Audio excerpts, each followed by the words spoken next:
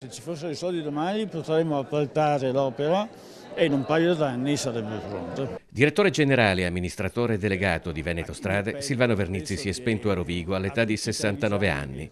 Queste immagini risalgono a dicembre, l'ultima intervista ai nostri microfoni sui finanziamenti per la realizzazione del terraglio est tra Treviso e Casier. Dalla A28 al passante di Mestre, alla superstrada pedemontana fino alla terza corsia sulla A4 Venezia-Trieste, tutte le grandi opere viarie venete sono indissolubilmente legate a lui.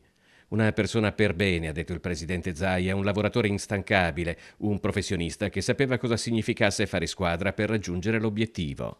La scomparsa di Silvano Vernizzi è un brutto colpo per tutta la regione del Veneto. È sempre stato una persona che ha rappresentato una colonna portante per le infrastrutture e i trasporti della nostra regione, un punto di riferimento affidabile, efficiente e leale. Vernizzi era entrato in regione nel 1984, ricoprendo incarichi nel Dipartimento Viabilità e Trasporti e alla Commissione Valutazione Ambientale, fino alla nomina da amministratore delegato e direttore generale di Veneto Strade, la società regionale che ha in gestione oltre 1900 km di rete stradale.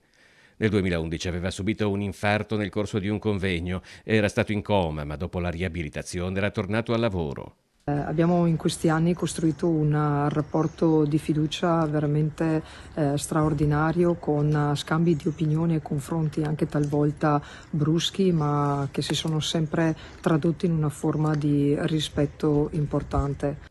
Vernizzi è ricordato da Coldiretti Veneto come lungimirante e concreto, autore di soluzioni d'avanguardia dal passante verde fino all'accordo sugli espropri. Per il presidente della provincia di Belluno Roberto Padrin, Veneto Strade era per Vernizzi come un figlio, una creatura che ha traghettato dall'entusiasmo delle grandi opere alla maturità arrivata con i cantieri di ricostruzione post-Vaia. Secondo il sindaco della città metropolitana di Venezia, Luigi Brugnaro, Silvano Vernizzi è stato un punto di riferimento per tutte le amministrazioni, per centinaia di sindaci e per tanti cittadini.